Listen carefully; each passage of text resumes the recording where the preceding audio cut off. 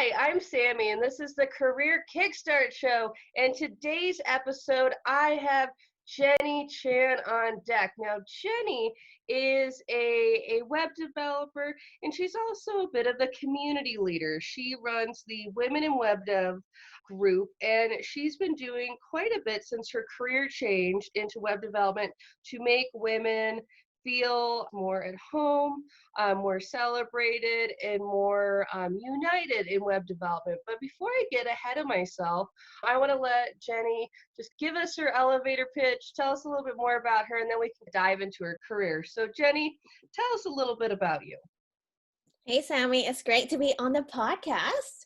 Oh, yay! So hi to everyone who's listening. I'm Jenny, and I am a full stack PHP developer. And like Sami says, I run the Women in Web Dev Facebook group. It's actually an online community. And okay, I hate elevator pitches. Can we? It's okay. You don't. Most people do. If it helps for you, Okay. if you can. You don't have to think about an elevator pitch. I think you did a good job. Just like a little introduction?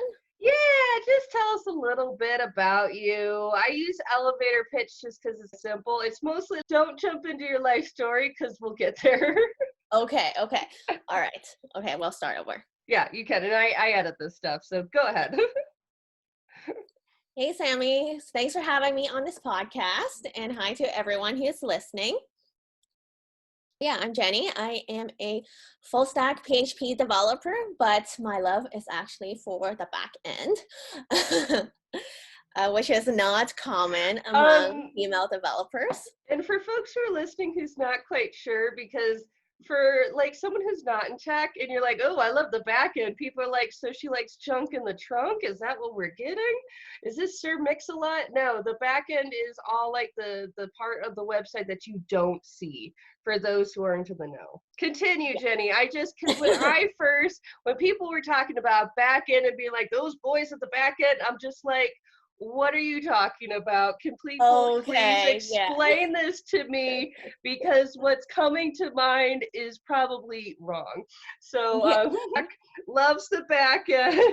Yeah, and I live in beautiful Vancouver. I work remotely, but since I've been building my business with Women in Web Dev, I've been stationary while I focus on building the business, which is perfect because as of the recording, everyone is not traveling for the foreseeable future.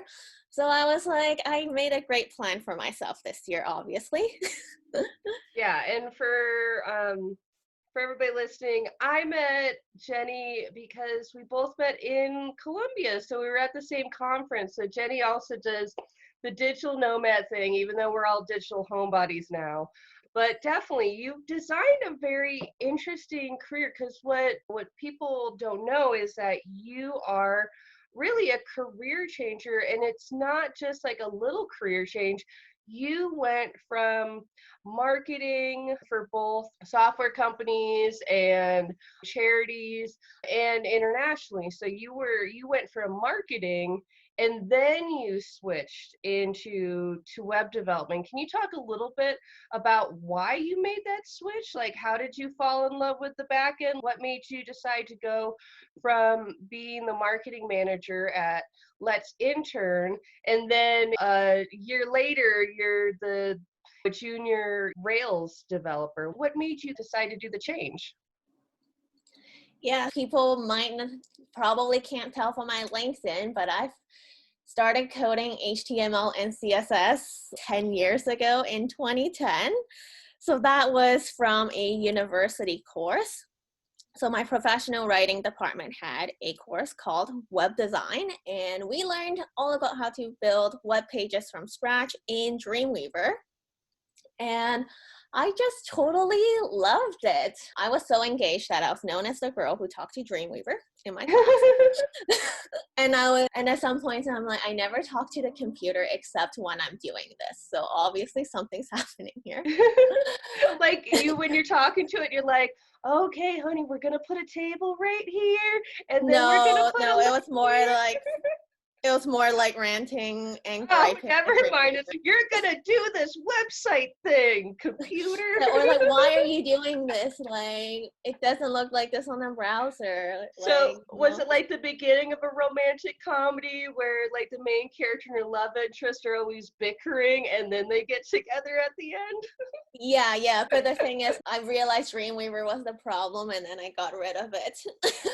I did my web design course, and then since I was still doing my degree, I took a break from doing coding since I had other classes and other things to learn. But after I graduated, I picked it back up with learning on my own. So through Team Treehouse and also mentoring at Ladies Learning Code. So I basically took every opportunity that I could to practice. And since I was in marketing, there were lots of opportunities like managing the WordPress sites or even building HTML templates. So I always just found ways to grow my skills, even though like my job didn't have necessarily like a lot to do with coding. Like someone else might have my job in the same position, but they would have never done those things, but I made them happen. Okay, so you were Yeah. slowly through your career kind of drawing closer to web development as a skill set. So what was it that made you decide to, because you went to a boot camp, you did Lighthouse Labs. What was the thing that made you decide, okay, I am going to start this program and just do this pivot?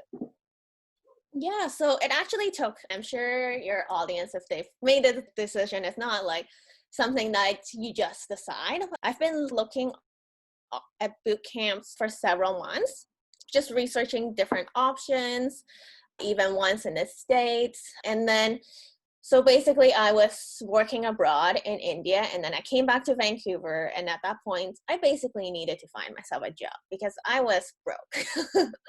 But the issue with marketing in Vancouver is that it's very competitive and the pay is not very attractive. And employers want you to Oh. keep up to date, but a lot of these businesses are smaller businesses, so they basically want to hire someone who's a wizard and can do everything in marketing. And so I was like, what if I want to be in a career that will reward me to stay up to date on the latest developments? Yeah, I want something that will reward me for that. And I decided coding is probably a better option. And by then I already knew I really liked building websites because I've been doing it off and on for 5 years and I didn't have a job to quit. And Lighthouse Labs was in my city.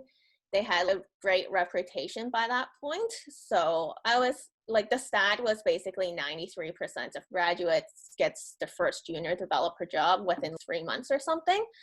And I was like, I've never been in the bottom 7% of the class, so I think I should be fine. You took a bet on yourself. Yeah. And, I think with their stats that they provided, I thought like, it's not really a no-brainer. So you decided Yeah. to jump on in and Yeah. do the boot camp. So what was the thing, because you run the Women in Web Dev group, what was the thing that made you decide that was necessary? Was that something that you thought of in the boot camp, or was that like that desire for community, was that built up as you advanced in this new career? So it definitely was built up throughout my career. Basically, you hear about the lack of women in technology and especially in technical roles. And then I noticed when I went to women in tech events, I was still the minority there because most women are in the non-technical roles. And yeah, it just felt like I guess even with the women who code events, they just happen so sporadically. What happened was I would go to these events and they'll be fun, but then I'll never talk to these people again. So that felt like a real bummer. And I was like, there's so many online communities for developers. So I was like, there must be one for female developers. So I looked and there was nothing. And since I've been part of some great female only online communities like Digital Nomad Girls. I was like, you know what, let's start one and see what happens. So I asked Jenny Lux of Digital Nomad Girls for advice. I was like, how did you start your group? Because she was basically went through the same thing where she wanted a community of women around her, and she just decided to start the Facebook group. I basically did what she told me. Nice, good. and then I just followed her instructions. So I was like, okay, I'll just do whatever Jenny tells me to do. And yeah, I guess it'll be like 2.5 years now. I have over 3,000 women in the group.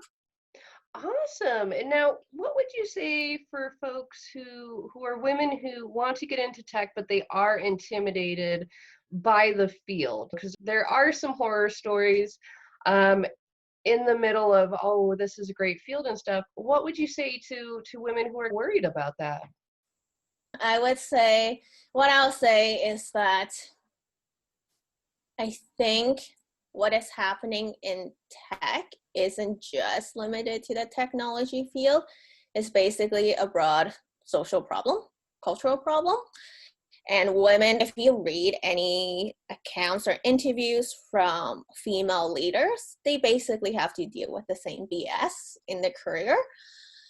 And so I think what happens is it is a crappy situation, but the thing is, like, there are lots of great companies out there. You can find a company that would treat you better if, you know, you were experiencing sexism in the industry. Like, female developers are high in demand because there's so few of us.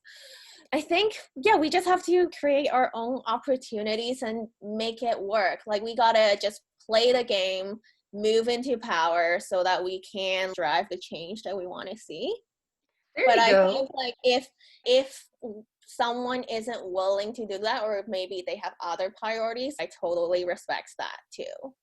Like, Yeah. not for everyone. Yeah, and so with your community and everything, what are some things that you notice that new women developers that they struggle with when they start their career? Definitely imposter syndrome. That is the biggest challenge that people post about. They don't feel confident in their skills, or they think that they need to know 100 things before they can apply for jobs or find their second job.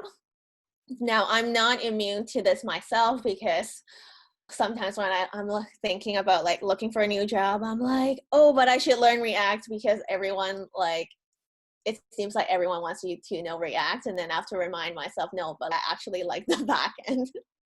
So maybe that's not necessary for me. Mm-hmm. Yeah, so I think what people, or like women, should take a look at is like objectively what you can do. Figure out what it is that you can do versus what it is that you can't do. I think it's very natural to think, look at a job description and look at that one skill you don't have and like freak out about it. But then you can actually do 9 out of the 10 things in the job description. So focus on those 9 things and talk about them. Yeah, and that's something that I've noticed with my clients and everything like that, is that they are worried about that sort of thing. But I think there is this misconception from newcomers that you have to know each tech tool or software on the list, where some of those might just be they want you to be familiar enough because you might have to talk to a coworker that's more in charge of that. It's a lot of times people, they get freaked out by job listings when sometimes those job listings have a lot of like good to have things on there as opposed to these are the requirements, and people get freaked out by that. But what would you say is a benefit for being in a group like yours? I know you guys do like co-working things and you guys have coding challenges. What are some like benefits for being in a group like yours? Yeah, first of all, you will see other women who are doing what you want to do. I think that's really important. So just being in a space where women are talking about their coding, seeing other women learning and succeeding, so that you know that you can do it too, because you have seen so many other people do it. And also, like, definitely the emotional support is great, because, like, basically, when you go out into the real world, what you will see is like white men dominating the dev teams and like any tech events, especially for more like a higher level technical conference, it's like middle-aged white dudes. That's what happened when I went to Yeah. a conference last year. So it's just a very different feel, and it can make you feel like an outsider. But then when you join a group like Women in Web Dev, you realize, okay, I am not doing this alone, even though we might be scattered like the wind. In this group, we are banded together, and you can reach out and basically access this group, even if you're taking care of your kids at night, even if you live in a rural area where there are no women in tech events. So it just makes it very accessible.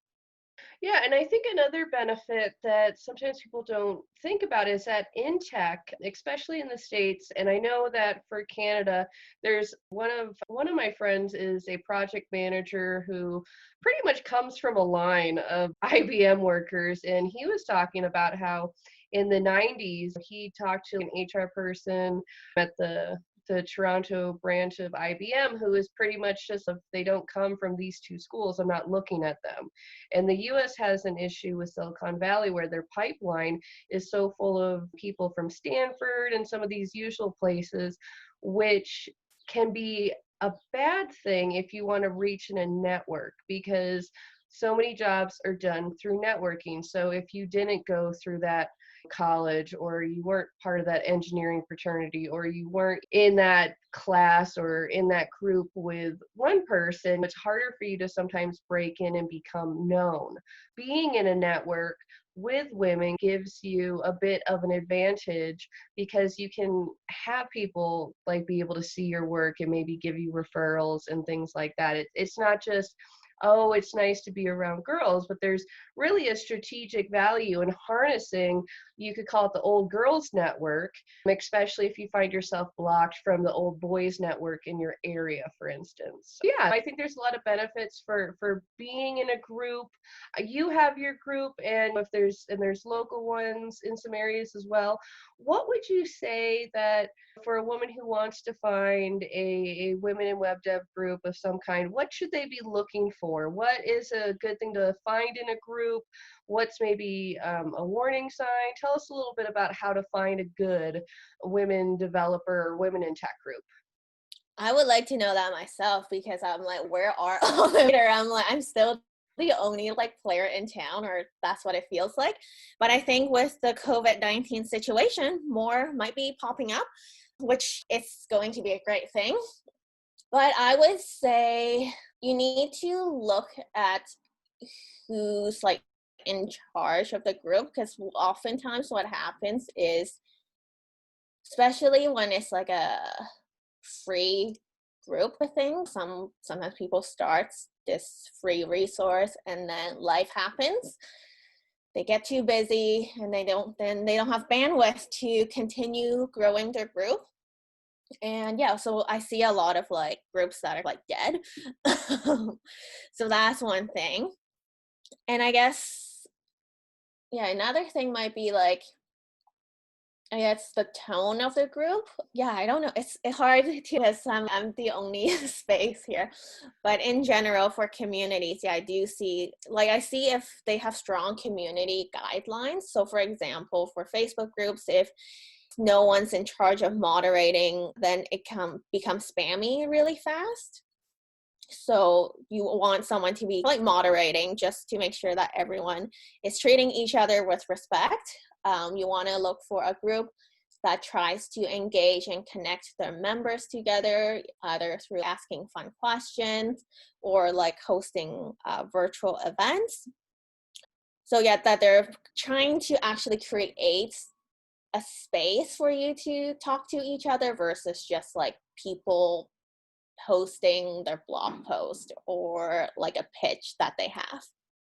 Okay, those are some good tips. And just to recap, Jenny recommends looking for a group that is active, that has moderators where it seems like the leadership is engaged, and that it has a positive tone. And I think that last part is really key because there, especially if you're like going on places like Reddit or Quora, sometimes there can be some snarkier places, I think, on the web that can be, I think, for people who are in the middle of a career change, that can be less than inspiring. So looking for that positive tone is definitely, I think, very helpful. Now, is there one thing that, just because we're getting towards the end of the interview, is there one thing that you would say as just like a good piece of advice for either an aspiring web developer or a woman who's already in the middle of her tech career? What is one bit of advice that you can give them? I would say, like, you don't have to keep up with all of the fast-paced changes that happen in the development world. You don't have to keep up to date with every new JavaScript library out there because no one has the time for that. It's just too overwhelming. And there are a lot of people who, or a lot of jobs where your job is to maintain an existing system and they don't need or want any new and flashy things, or is not capable of accommodating that. So there are jobs out there like that where you're more the maintainers. If you feel like, oh, if I become a developer, I always have to like breathe and read code all the time, that's not true.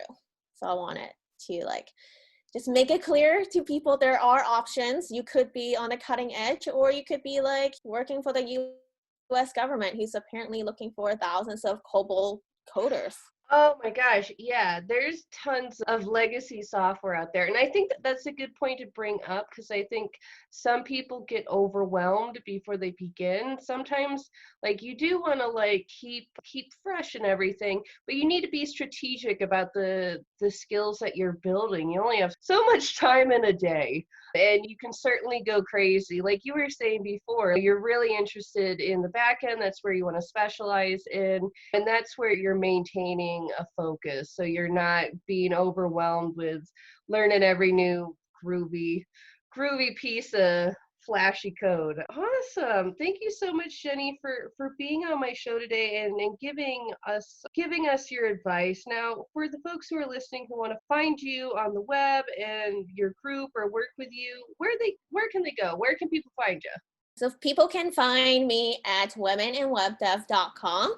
And it has lots of great resources like the latest opportunities and jobs that I find. I basically curate scholarships to boot camps and conferences and other professional development opportunities there. As well, like everyone should join the Facebook group because that's where the main action happens. We have over 3,000 members and it's a really active and engaged and supportive group.